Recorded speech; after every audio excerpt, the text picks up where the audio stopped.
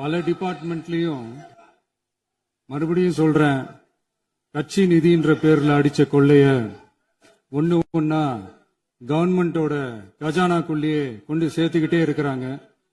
இப்பவும் சொல்றேன், மக்கள் பணத்துல இருந்து ஒரு பைசா கூட தொடமாட்டோம், தொடவும் விடமாட்டோம், தொட்டா விடமாட்டோம், இதுக்கு முன்னாடி தொட்டவங்களையும் விடமாட்டோம்.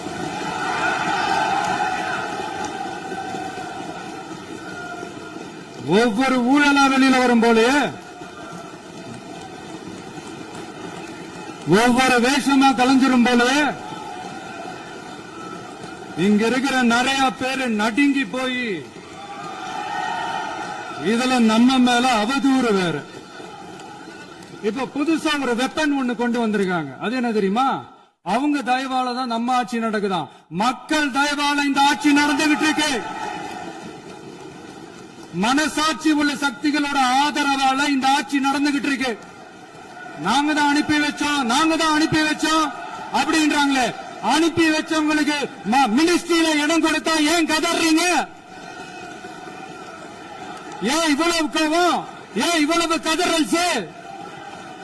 இதுல இன்னொரு முக்கியமான விஷயம், மார்க்சிஸ்ட் கம்யூனிஸ்ட் கட்சி நமக்கு ஆதரவு கொடுத்தது சுயேட்சையா எடுத்த முடிவுன்னு சொல்றாங்க. அதே மாதிரி இந்திய கம்யூனிஸ்ட் கட்சி நமக்கு ஆதரவு கொடுத்தது சுயேட்சையா எடுத்த முடிவுன்னு சொல்றாங்க. இதுல எங்க இருந்து நாங்க தான் அனுப்பி வச்சோம்னா புரியல. மக்களுக்கு நல்லா புரியும், எல்லாத்தையும் தெளிவா பார்த்துக்கிட்டு இருக்கிறாங்க.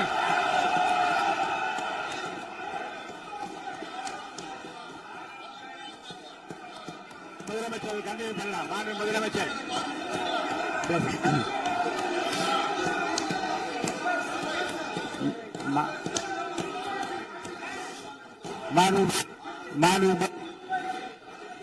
முதலமைச்சர் கண்டினியூ பண்ணலாம். நீ கண்டினியூ பண்ணலாம்.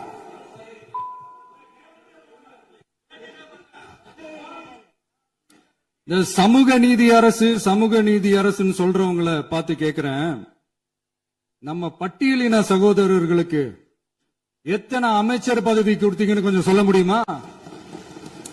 ஆனா நம்மளுடைய அரசுல 8 அமைச்சர் பதவிகள் யாருக்கு? நம்ம பட்டியலின சகோதரர்களுக்கு.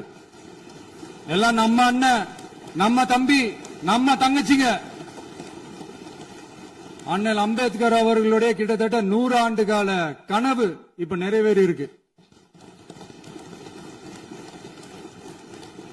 நான் ஏன் கொஞ்சம் சவுண்டா பேசுறேன் அப்படின்னா, அவங்களுக்கு